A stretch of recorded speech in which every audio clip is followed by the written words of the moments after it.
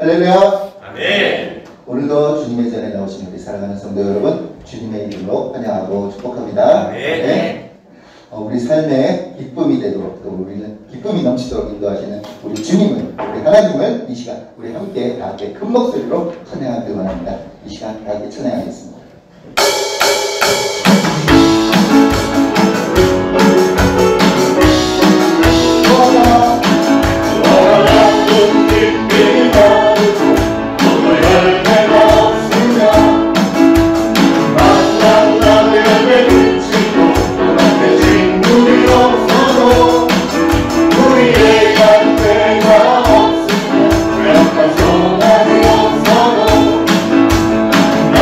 Oh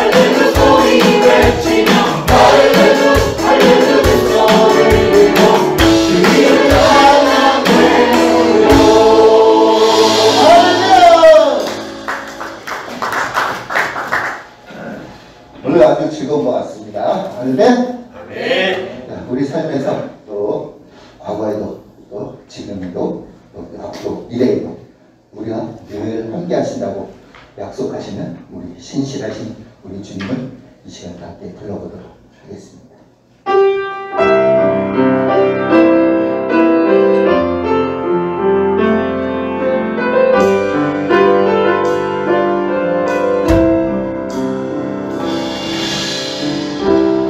하나님만 또 나를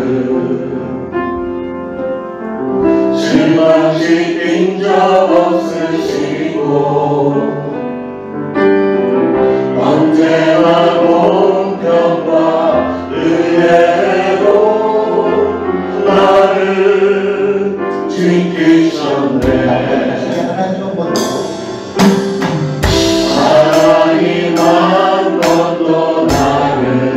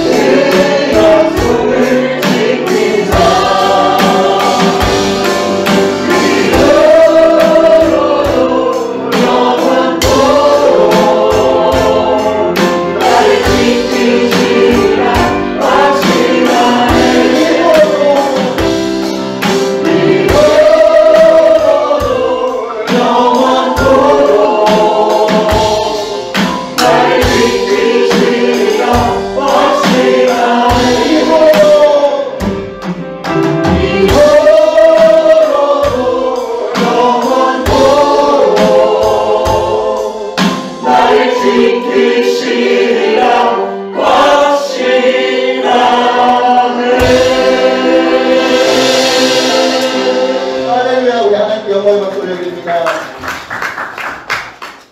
우리 사랑하는 성도 여러분, 앞에 분, 옆에 분, 뒤에 분 반갑게 인사하시면서 사랑하고 환영합니다 하고 반갑게 인사하시죠. 사랑하고 환영합니다. 모두 자리에서 일어나셔서 주전 주님들 앞에 환영드리며 나가겠습니다.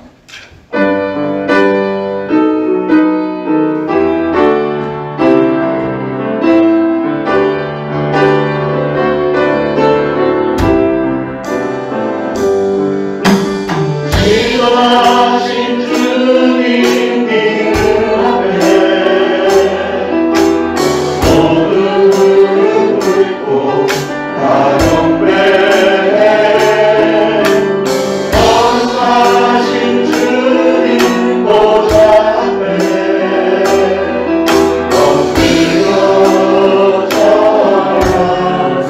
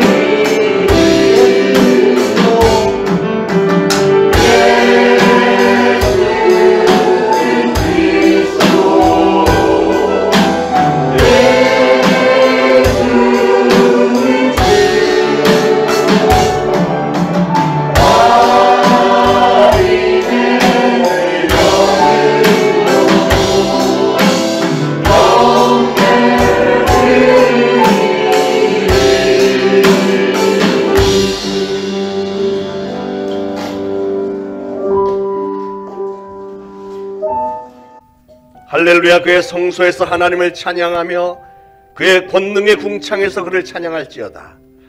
그의 능하신 행동을 찬양하며 그의 지극히 위대하심을 따라 찬양할지어다. 나팔소리로 찬양하며 비파와 수금으로 찬양할지어다. 소고치며 춤추어 찬양하며 현악과 통소로 찬양할지어다. 큰 소리 나는 재금으로 찬양하며 높은 소리 나는 재금으로 찬양할지어다. 호흡이 있는 자마다 여호와를 찬양할지어다. 할렐루야. 아멘. 우리 모두 다 같이 하나님 앞에 각자 참회의 기도 올리겠습니다. 기도합니다. 하나님 아버지 은혜를 감사를 드립니다. 오늘도 하나님의 존전에 나와 하나님께 예배드릴 수 있는 기회를 다시금 허락해 주셔서 감사합니다. 오늘도 믿음으로 나와 하나님의 이름을 찬양하며 하나님을 뵙습니다. 이 한 시간이 우리 사랑하는 성도들에게 가장 값진 시간이 되어줄 수 있도록 축복하여 주시기를 원합니다. 성령님 강하게 임재하여 주시고 한 사람 한 사람 어루만져 주시고 품으시고 환영하여 주시고 오늘도 예배해 놓으신 은혜를 저희들에게 마음껏 부어주시기를 원합니다. 이 시간은 참회의 시간. 아버지, 만일 우리가 우리 죄를 자백하면 저는 미쁘시고 의로사 우리 죄를 사하시며 모든 불의에서 우리를 깨끗게 하실 것이라고 말씀하심을 제가 믿고 저희들 하나님 앞에 구겨지하려 참회의 시간을 갖습니다. 하나님, 저희들은 하나님을 분명히 사랑하고 하나님께 충성을 다짐하는 것은 분명한데 저희들의 마음은 원인으로 내 육신이 연약하여서 수시로 넘어질 수밖에 없는 연약한 죄인임을 고백을 합니다. 지난 한 주간도 알고 지은 죄 모르고 지은 죄 참으로 많을 줄 압니다. 저희들 하나님 앞에 오늘도 고개 조아려 정말 하나님 앞에 참회하오니 사랑하는 성도들의 입술에서 나오는 모든 참회의 기도들이 하나님에게 좋게 여김을 받고 정말 예수 그리스도의 보혈로 다시금 깨끗하게 씻김을 받아 저희들이 죄 없다 우리 하나님께서 칭하여 주시고 우리 예배를 기쁘게 음행하시며 예배를 통해서 많은 은혜와 기쁨이 회복되게 하옵소서. 모든 영광을 하나님께 돌려드리며 예수 그리스도의 이름으로 간절히 기도합니다. 아멘. 다 같이 사도신경으로 신앙 고백 드리겠습니다. 전능하사 천지를 만드신 하나님 아버지를 내가 믿사오며 그 외아들 우리 주 예수 그리스도를 믿사오니 이는 성령으로 잉태하사 동정녀 마리아에게 나시고 본디오 빌라도에게 고난을 받으사 십자가에 못 박혀 죽으시고 장사한 지 사흘 만에 죽은 자 가운데서 다시 살아나시며 하늘에 오르사 전능하신 하나님 우편에 앉아 계시다가 저리로서 산 자와 죽은 자를 심판하러 오시리라. 성령을 믿사오며 거룩한 공회와 성도가 서로 교통하는 것과 죄를 사하여 주시는 것과 몸이 다시 사는 것과 영원히 사는 것을 믿사옵나이다. 아멘. 모두 착석하시고 함께 기도하시겠습니다. 하나님 아버지시여, 우리의 노래로 하나님의 이름을 높이고 감사한 마음으로 예배를 올려드리오니 우리의 찬양과 경배를 통해 기뻐하시고 홀로 영광 받으시옵소서. 이 시간 우리 안에 있는 교만한 마음과 육신의 연약함으로 지었던 죄를 진정으로 회개하오니 성령 안에서 정결한 마음과 정직한 영으로 예배드리게 하옵소서. 하나님의 말씀이 우리의 마음을 지키게 하셔서 우리가 눈에 보이는 대로 판단하지 않게 하옵시고 귀로 들리는 대로 말하지 않게 하옵시며 우리에게 듣는 마음을 주셔서 눈에 보이는 것과 영적인 것 사이에서 참된 것을 판단할 수 있는 지혜가 있게 하여 주시옵소서. 사랑하는 하나님 아버지시여, 전쟁과 자연재해로 고통받고 있는 세계 열방에 하나님의 자비와 궁휼하심을 베풀어 주시고 경제적, 사회적, 윤리적으로 고통받고 있는 이때에 우리나라와 교회들을 지켜주시옵소서. 차별금지법으로 불리우는 동성애법이 국회에서 통과되는 일이 없게 하사 하나님의 법으로 통치되고 하나님으로 인해 즐거워하는 대한민국이 되게 하시고 전도와 선교의 문을 활짝 열어주셔서 주님 다시 오실 길을 예비하는 나라가 되게 하여 주시며 또한 이 세대의 젊은 청년들이 세상에 속한 것에 마음과 영혼을 빼앗기지 않고 예수 그리스도의 복음을 통해 참 진리 되신 하나님을 만나고 기억하여 하나님의 나라와 영광을 위해 자신의 삶을 드리는 축복의 삶을 살아갈 수 있도록 은혜 베풀어 주시옵소서. 우리 초대 신앙교회 지체들이 어려운 때일수록 교회의 주인 되신 예수 그리스도 안에서 한 몸을 이루고 사랑과 용서를 통해 진정으로 하나님께서 기뻐하시는 참된 교회를 세워나가며 사도 바울처럼 이 땅에서 살아가는 동안 선한 싸움을 싸우고 믿음을 지키며 주의 나타나심을 사모하는 모든 자에게 주실 의의 면류관을 소망하며 믿음의 표대를 향하여 끝까지 달려가는 성도들 다 되도록 인도하여 주시옵소서. 교회 주일학교를 통해 하나님의 선하심과 역사하심이 나타나게 하여 주시고 주의 자녀들이 믿음 안에서 잘 자라날 수 있도록 도와주시며 하나님의 말씀을 전하시는 담임 목사님과 각 교육부서에서 사역하시는 전도사님들이 늘 성령 충만케 하옵시고 영원부터 영원까지 구 출입을 지켜주시옵소서. 하나님의 크신 사랑과 은총으로 오늘도 살게 하심에 감사드리며 찬양대의 아름다운 찬양을 통해 하늘의 문을 여시고 우리의 기도가 주의 보좌 앞에 닿기를 소망하오며 우리의 생명 되신 예수님의 이름으로 기도드렸습니다.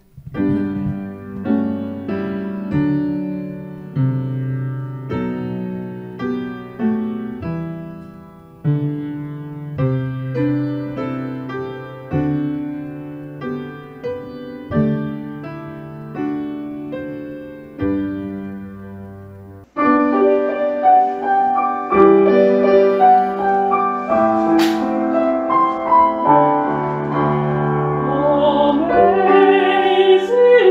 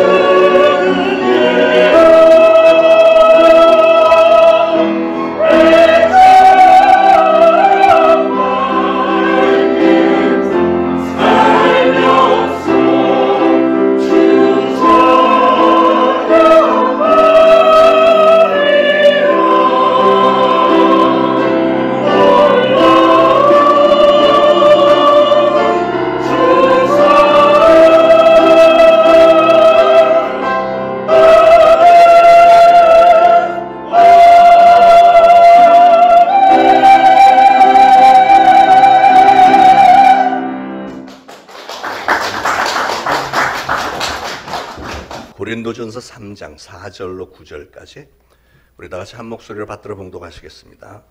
어떤 이는 말하되 나는 바울에게라 하고 다른 이는 나는 아볼로에게라 하니 너희가 육의 사람이 아니요 그런즉 아볼로는 무엇이며 바울은 무엇이냐?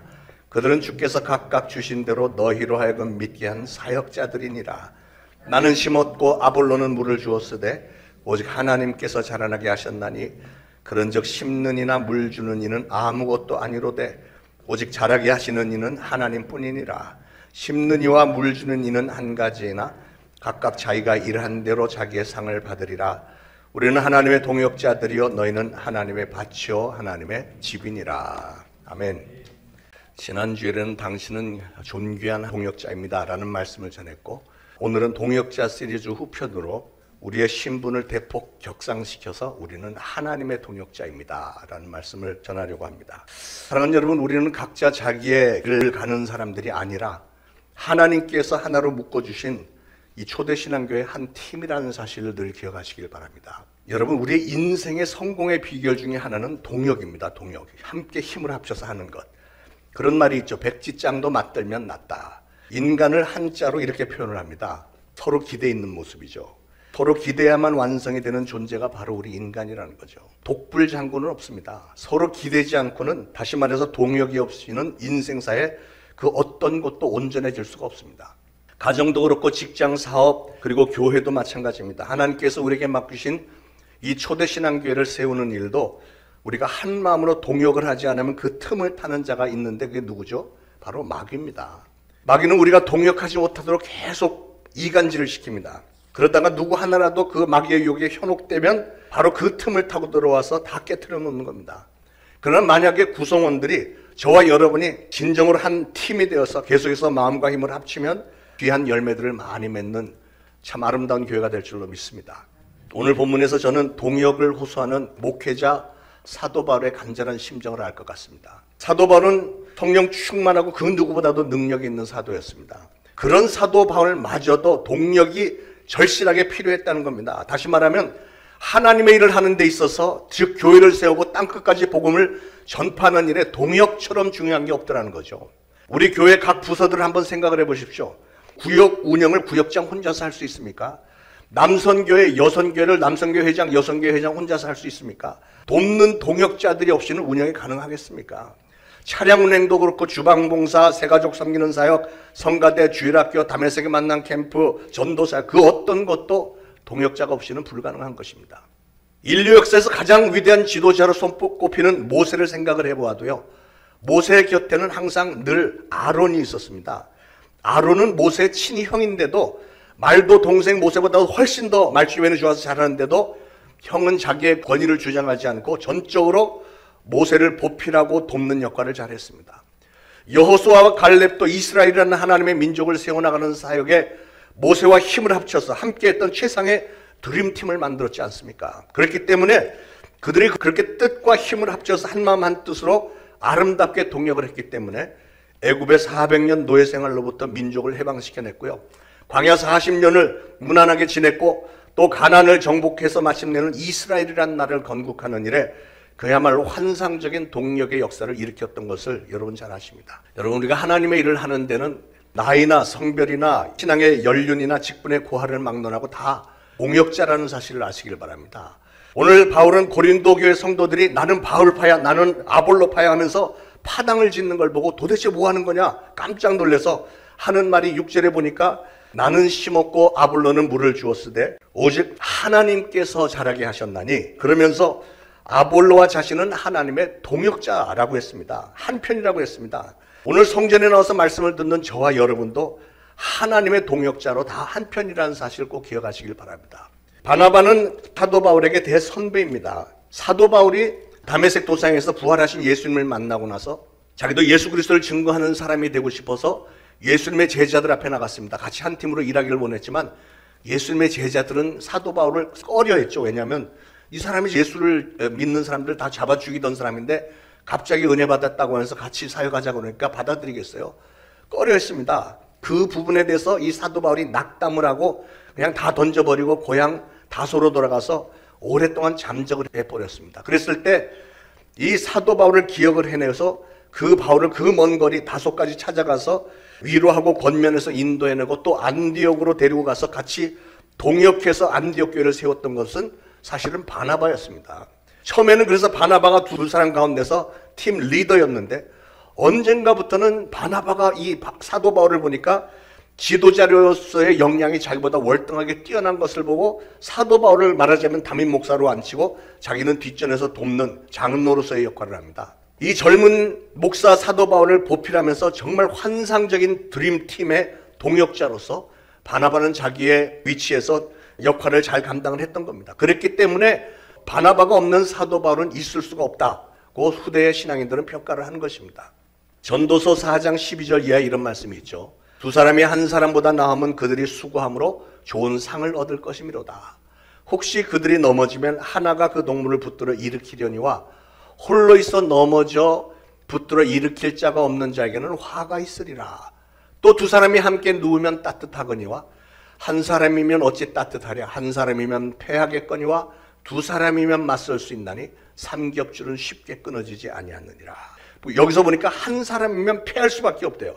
그러나 두 사람이 같이 힘을 합쳐보면 맞서볼 만하고 삼겹줄은 쉽게 끊어지지 않는다고 그랬습니다. 힘을 합치는 일이 그만큼 중요하다는 거예요. 정치하는 걸 보면 좋은 예가 되는데 우리나라 보면 정말 뛰어난 민족입니다. 그래서 정치하는 사람들 여당과 야당이 한마음 한뜻이 되면 우리나라는 전 세계 1위 최고의 나라가 분명히 될 수 있는데 그런데 이 사람들은 1년 내내 서로 치고받고 끌어내리고 공격을 해대고 이렇게 하니까 아무것도 제대로 할 수 있는 일이 없는 게 얼마나 안타까운지 모르겠어요. 여러분 공동체는 하나가 돼야 됩니다. 동역을 해야만 힘을 몇 갑절을 일으킬 수 있는 거예요. 신앙생활 하는 것도 여러분이 나 홀로 신앙생활 잘하면 되지 뭐 절대 아닙니다. 혼자서는 쉽게 식어버립니다. 아무리 성령 충만한 목회자라고 할지라도 혼자 내버려두면 그저 6개월 1년만 지나도 그냥 다 식어버립니다. 반드시 동역자가 있어야 되고요. 가정도 마찬가지고 이 세상에 어떤 사람도 반드시 어떤 공동체의 일원이 되어야만 생존할 수 있고 공동체 안에서 좋은 동역자를 만나서 손을 잡아야만 그 사람은 일어설 수 있고 성공도 할 수 있는 겁니다. 여러분 신앙생활은 동역입니다. 신앙생활은 순종입니다. 모두 함께 모여서 예배드리는 성도들이며 하나님의 일을 함께하는 우리는 동역자들입니다. 오늘 성가대에서 정말 은혜로운 찬양해 주셨는데 성가대의 찬양이 그 어떤 노래보다도 우리에게 더 많은 감동을 주고 아름다운 이유가 뭐라고 생각하십니까? 성가대는 네 파트로 나눠져 있죠. 소프라노, 알토, 테너, 베이스 이렇게 네 파트인데 이 네 파트가 사실은 각각 다른 곡들을 부르고 있는데 그들은 동역을 하는 겁니다. 하모니를 만드는 오직 한 목적을 위해서 하나님을 찬양하고 하나님께 영광 돌리기 위해서 하모니를 잘 이루기 위해서 수요일 예배 끝나고 1시간 연습하고 주일에도 미리 와서 연습을 하고 자기만의 소리가 튀어나오지 않도록 그렇게 철저하게 연습을 잘 해서 동력이 완성된 음악을 만들어내기 때문에 성가가 아름다운 겁니다. 모든 부서가 다 마찬가지입니다. 오늘 우리가 이렇게 예배를 평온한 중에 은혜롭게 잘 드릴 수 있도록 뒤에서 수고하는 손길들이 참 많습니다. 음향 영상실에서 잔뜩 초긴장해서 마이크 소리 조절도 해가면서 영상 카메라, 녹음, 조명, 파워포인트 이런 모든 것들 완벽하게 돌아갈 수 있도록 초긴장해서 수고하는 분들이 계시고요. 차량 운전 봉사로 노인들을 모시고 오는 분들도 계시고 안내위원들은 아름다운 미소와 친절로 교회 들어오는 성도님들의 마음 문을 열어주기 때문에 성도님들이 들어오면서부터 마음 문이 확 열려서 쉽게 은혜를 받을 수 있는 겁니다. 예배가 끝나면 새가족들을 안내하고 섬기는 새가족 팀원들과 또 맛있는 음식을 준비하는 주방 봉사자들 이 모든 분들이 자기의 이름을 높이려고 하지 않고 오로지 하나님을 기쁘시게 해드리기 위해서 또 교회를 사랑하고 성도들을 사랑하는 마음으로 우리 초대신앙교회를 잘 세워보겠다고 최선을 다해서 동역을 하고 있는 겁니다. 혹시 그런 일을 맡지는 않았더라도 이 자리에 참석해서 예배만 드리는 여러분들도 사실은 동역을 하고 있는 겁니다. 만약에 우리가 모든 걸 다 준비해도 예배 드리는 성도들이 없다면 무슨 의미가 있겠습니까? 자, 그런 의미에서 여러분 주변에 우리 예배 동역자들에게 아름다운 미소를 보내면서 눈빛을 잘해야 됩니다. 너무 이렇게 딱 노려보고 이러지 말고 부드럽게 서로 쳐다보면서 동역자님 사랑합니다. 이렇게 인사 한 번씩 나누시죠. 그렇게 동역이 중요하지만 오늘 사도 바울이 말하는 요점을 우리는 좀 눈여겨봐야 되겠습니다. 그건 하나님의 나라를 세우는 동역은 그렇게 쉽지는 않다는 거예요. 가정도 나라도 교회도 하나님의 나라를 세워나가는 일도 동역이 그렇게 중요하지만 정작 동역을 해보려고 하니까 특별히 쉽지 않은 게 가정과 교회 동역인 것 같아요. 왜 그렇죠? 가정과 교회는 다른 공동체와는 좀 다른 부분이 있어요. 세상의 공동체들은 세상적인 가치관이 있잖아요. 다시 말해서 돈이 있고 권세가 있기 때문에 그들은 한 팀이 됩니다. 사실은 그런 돈이나 권세에 엮여서 한 팀이 되는 거죠. 그러나 가정과 교회는 사랑으로 하나가 되는 공동체이기 때문에 이걸 강요할 수가 없는 거예요. 사랑하는 마음이 있어야만 이게 동역이 되는 겁니다. 하나님의 은혜를 깊이 깨달은 사람이 자원해서 사랑하는 마음을 품고 서로 사랑의 교제를 나누는, 이게 교회와 가정의 공동체이기 때문에 그래서 억지로는 되는 게 아니에요. 오늘 말씀해 보니까 사도 바울이 뭐라고 했냐면, 나는 씨를 심었고 아폴로는 물을 주었지만 그러나 오직 하나님이 자라게 해주셨다. 그런데 이게 왜 그러냐면, 세상 사람들은 가만히 보면 누가 가장 많은 공을 세웠느냐, 그 영광은 누구의 것이냐, 누가 실세냐, 나는 누구 편이야, 나는 누구의 줄에 섰어, 뭐 이런 것 갖고 사람들이 많이 다투지 않나요?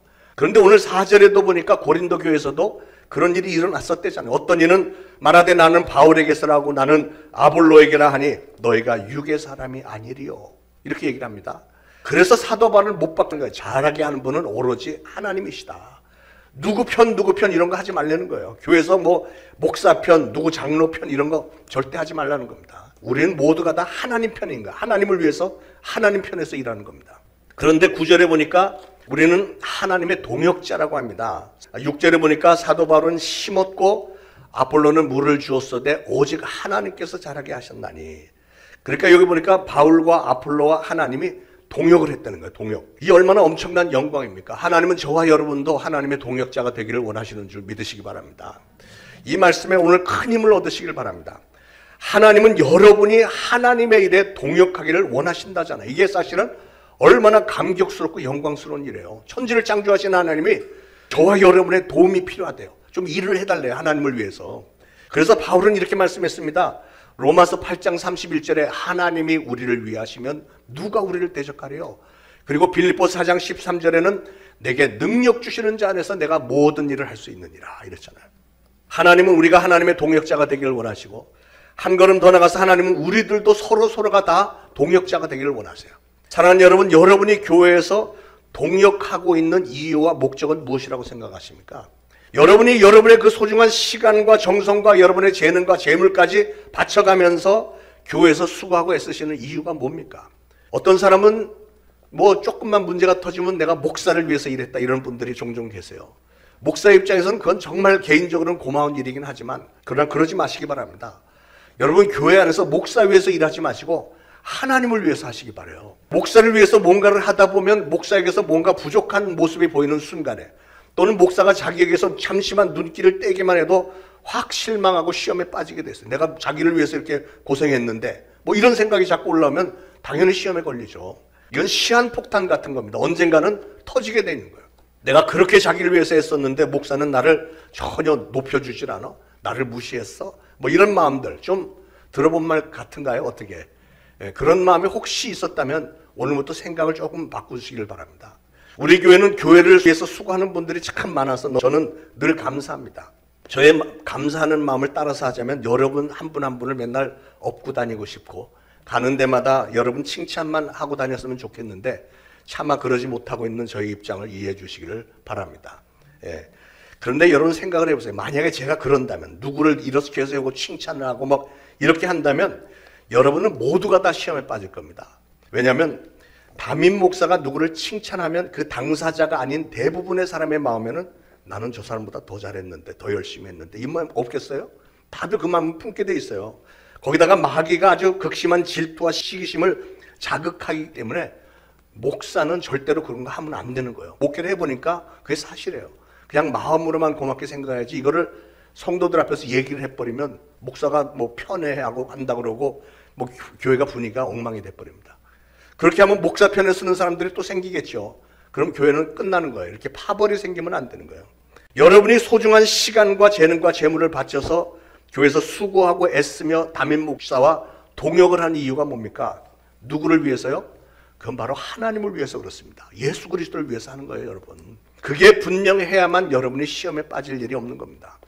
자, 9절에 다시 한번 우리 봉독해 보실까요? 시작. 우리는 하나님의 동역자들이요 너희는 하나님의 밭이요 하나님의 집이니라. 이게 무슨 말일까요? 그 당시 고린도 교회 상황을 볼 때 복음의 씨앗을 열심히 심는, 복음을 전파하는 사도 바울이나 또 아폴로는 그 당시 말하자면 부흥 강사 같은 사람이었어요. 물을 주는 아폴로가 하나님의 동역자라고 한다면 오늘 말씀해 보니까 교인들은 하나님의 밭이고 하나님의 집이라네요. 하나님의 밭이고 하나님의 집이다. 하나님의 밭인 여러분은 목회자가 복음의 진리를 심고 물을 주고 가꾸고 하는 대로 여러분이 해야 할 일은 풍성한 열매를 맺는 것이 바로 여러분이 해야 하는 일이라는 거죠. 똑같은 씨라도 길가나 흙이 얕은 돌밭이나 가시떨기 사이에 떨어지면 열매를 맺지 못하고 오로지 옥토, 좋은 땅에 떨어져야만 30배, 60배, 100배의 결실을 맺게 되어 있습니다. 여러분, 농부는 언제가 가장 마음이 낙담이 될까요? 제가 보기에는 세상 많은 직업 가운데 농부들이 참 안 됐다는 생각이 많이 들어요. 농부들은 봄, 여름 내내 그 씨를 심고 물 주고 가꾸고 이걸 다 해갖고 가을에 수확을 거둬들여야 되는데 가을에 됐는데 갑자기 이상한 태풍이 오고 홍수가 지고 해서 막 다 날아가 버리면 얼마나 낙담이 되고 얼마나 마음이 쓰립니까? 열심히 수고하고 애썼는데 열매가 없을 때 그때는 농부가 가장 마음이 아플 때예요. 농부 대신 하나님의 가장 큰 아픔도 동일하게 하나님께서 애써 심고 물을 주고 가꾼 교인들의 마음밭에 열매가 없을 때 하나님의 마음은 아프다는 거죠.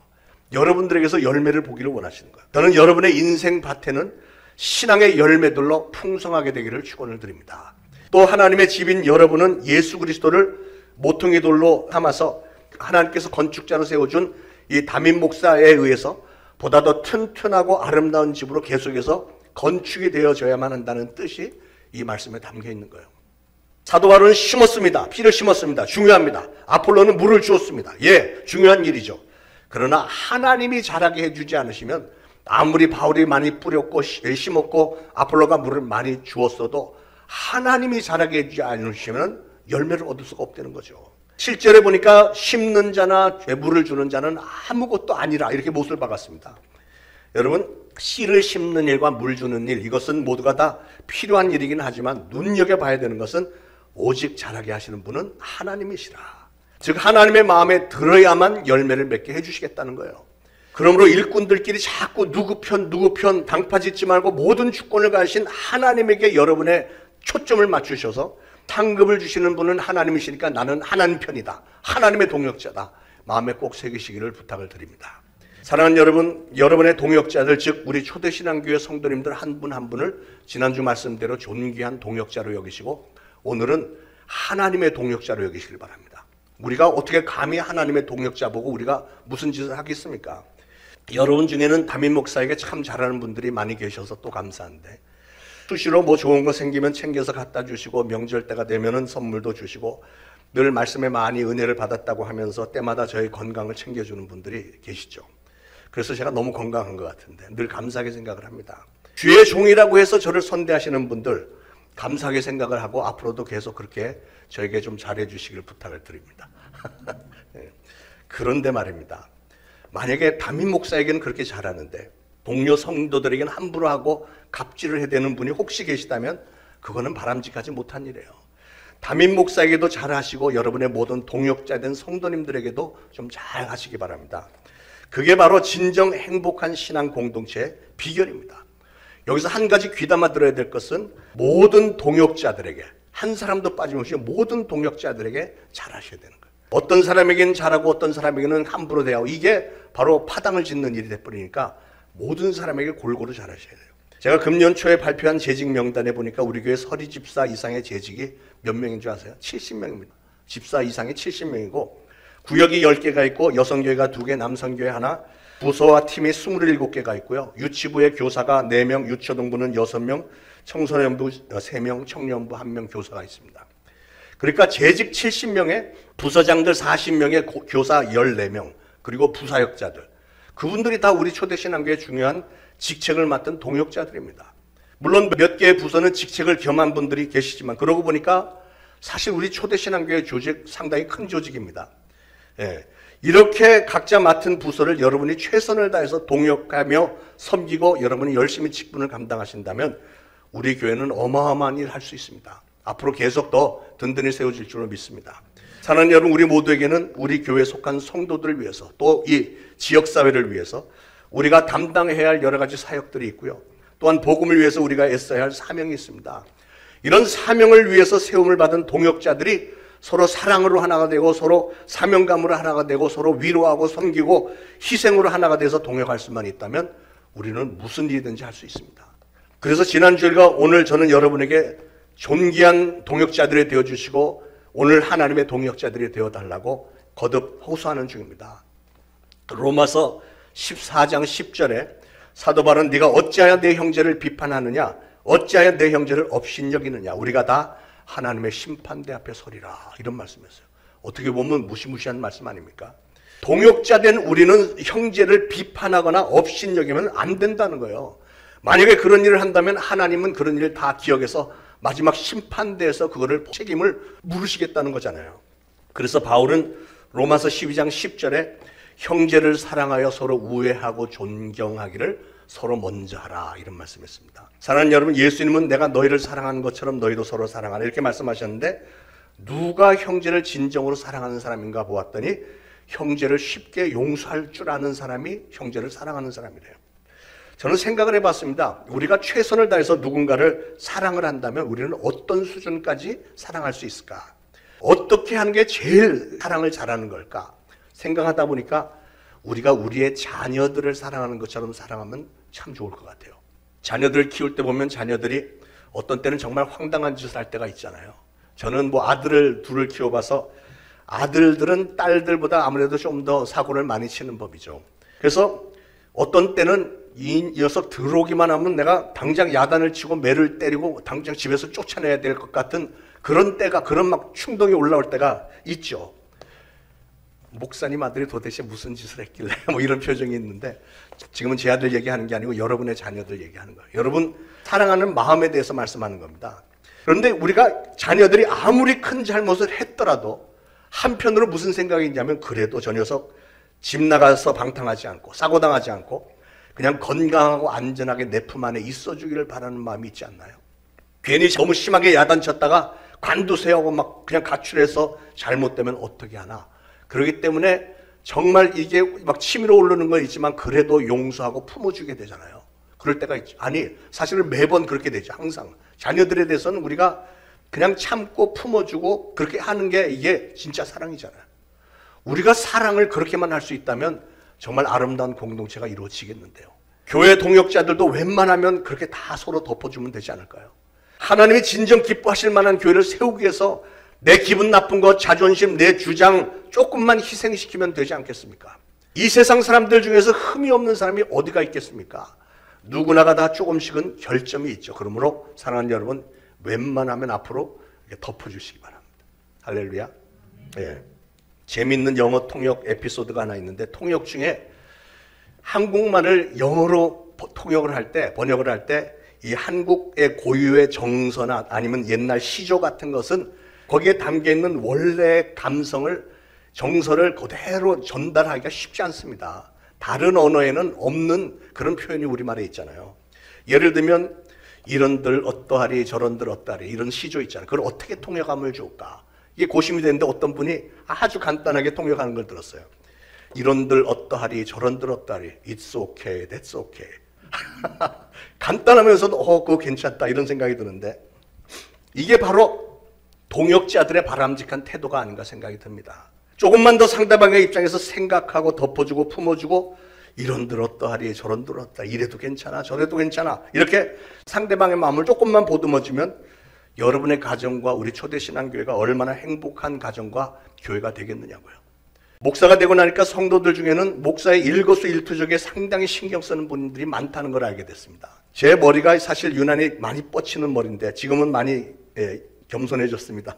젊은 시절은 굉장히 빳빳하게 뻗쳤는데 뻗쳐도 이렇게 굉장히 막 사방으로 뻗쳤어요. 그래서 주일 예배 때는 제가 시간을 많이 들어갖고 이렇게 하고 스프레이 뿌리고 해서 이렇게 좀 얌전하게 하고 오지만 이거를 매일 할 수는 없잖아요. 새벽마다, 그래서 미국의 젊은 시절에는 새벽마다 대충 하고 나오지만 막 사방에 뻗치잖아요. 그러면 그 미국에서 우리 교회 권사님이 그분은 유난히 그걸 신경 쓰는, 아니 수시로 보면 이분 다른 분들하고 앉아서 대화하는데 목사님 머리카락이 하나가 옆으로 새벽에 삐져나왔는데 저 머리카락 설교할 때 보면 그분은 이렇게 날 보면서 계속 여기 머리 떨어진 거 이렇게 하라는 거지. 그러면서 설교를 들어요. 그러면서 목사님 머리 삐친 것 때문에 내가 설교에 집중할 수가 없었다면서. 예. 그래서 내가 그런 얘기를 하면 머리를 확 빡빡 깎아버려야 되겠다 이런 생각이 들고. 예. 한 번은 주일 설교 때 아마 내가 이빨 사이에 초록색 시금치가 하나가 이렇게 꼈었나 봐요. 그랬더니 그 권사님은 예배 시간 내내 그리고 나중에 사람들하고 올려서 목사님 그 초록색 시금치가 꼈는데 말이야 그거 좀 어떻게 빼주지도 못하고 설교를 하나도 못 들었대. 그래서 내가 그 다음 주부터는 지금까지 설교 올라오기 전에 반드시 거울 앞에 서서 이렇게 한번 확인하고 올라오는 습관이 생겼습니다만, 문제는 그 당시가 제가 젊었던 40대였기 때문에 혈기가 많잖아요. 그런 얘기를 너무 자꾸 하니까 저도 인간이지라 그 권사님이 미워지는 거예요. 좀 차라리 시력이 나쁘면 좋겠다. 예, 좀 그런 거 꼬투리 잡지 말고 이런 들 어떠하리 저런 들 어떠하리 그러고서는 그냥 지나가 주면 얼마나 좋을까. 그래서 그냥 권사님한테 내가 나중엔 장난으로 권사님 자꾸 이러시면 다음번에는 그냥 시커먼 김 조각 이빨에 붙이고 나올 거예요. 막 이랬었는데. 사랑하는 여러분, 저와 여러분은 하나님의 나라를 세워가는 일에 하나님과 손을 잡은 하나님의 동역자라는 사실을 꼭 기억하시기 바랍니다. 그 사실 앞에서 감격하면서 또한 자부심을 가지시길 바랍니다. 동시에 여러분의 가족들과 우리의 성도님들 모두가 다 하나님의 동역자이며 모두가 다 여러분의 동역자라는 사실을 꼭 기억하시고, 주님 앞에서는 그날까지 앞으로는 네 편 내 편 가르지 말고 우리 모두가 다 하나님 편입니다 고백하면서 한 사람 한 사람을 모두 하나님의 동역자로, 여러분의 존귀한 동역자로 배려를 하시고 항상 그들의 편에 서서 그들의 입장에서 이해하고 그들을 세워주고 그들에게 어떤 흠이 있더라도 좀 다 덮어주고 늘 그들을 또 이렇게 품에 안으면서 진정한 사랑의 공동체 안에서 주님의 사역을 잘 감당하다가 마침내 주님 오시는 그날에 우리 초대신앙교회 모든 성도님들이 우리 주님 앞에 기쁨으로 달려나갈 때 다른 건 몰라도 우리 초대신앙교회는 최고의 동역자상, 단체상을 좀 받으면 좋겠어요. 할렐루야. 그렇게 되기를 축원을 드립니다. 기도하겠습니다. 하나님, 오늘 말씀 감사합니다. 주님의 은혜에 감격하여 헌신하는 이들이 한 팀을 이루어서 열심히 달리는 이 믿음의 길에서 손잡게 해주신 우리 동역자들과 함께 저희들 남은 평생 아름답게 동역하기를 원합니다. 이 땅의 삶을 마치고 주님 앞에 서는 날 함께 칭찬 듣고 함께 상급을 받아들고 함께 기뻐하며 행복하는 저희들 다 될 수 있도록 성령님 저희들 도와주옵소서. 예수 그리스도의 이름으로 간절히 기도합니다. 아멘. 말씀 생각하시면서 찬송가 449장 1절 5절 부르면서 준비하신 예물 바치겠습니다.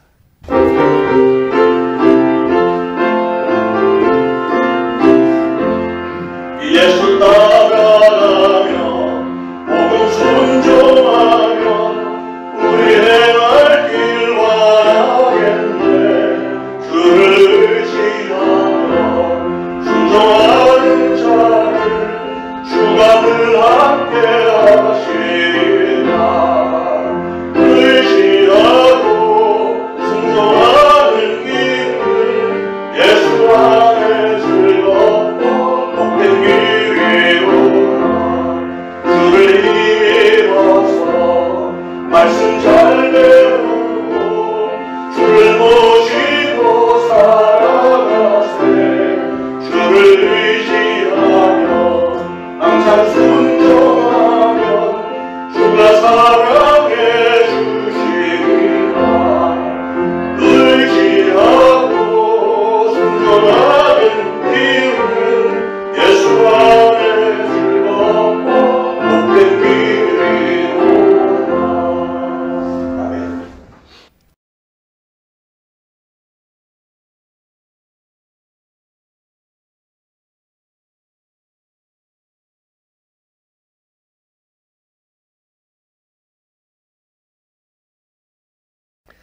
하나님 은혜를 감사합니다. 오늘도 하나님의 은혜 앞에 고개 조아리며 저희들 하나님 전에 예물을 바칩니다. 바쳐진 예물 축복하셔서 정말 아름다운 열매 많이 맺을 수 있도록 도우시고 바친 모든 손길들 하나님 그 귀한 손길들 좋게 여기셔서 이 땅에 사는 동안에 손으로 하는 모든 일들 위해 축복하시고 30배, 60배, 100배 결실 있게 하시고 저를 가정마다 건강과 또 물질의 풍요로움으로 더하여 주시고 평강과 위로가 넘치게 하여 주옵소서.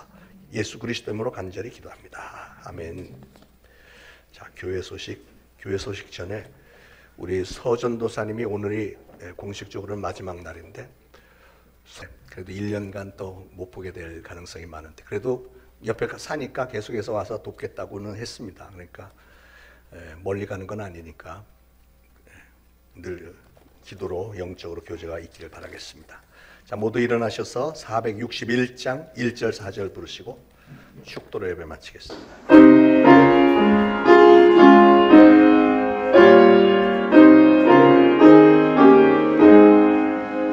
십자가를 질 수 있나 그가 물어보실 때 죽기까지 따르오리 성도 대답하였다.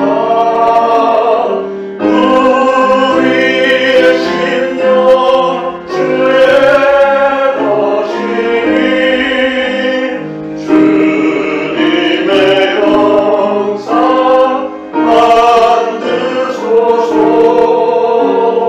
주인도 따라 살아갈 동안 사랑과 충성 내가 지우리라. 이런 일 할 수 있나 주가 물어보실 때 용감한 자 바울처럼 선뜻 대답하리라.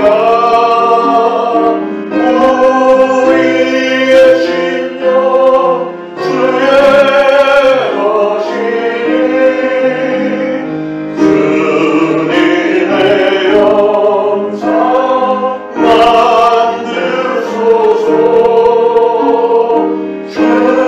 주인도 따라 살아갈 동안 사랑과 충성 내가 지우리라.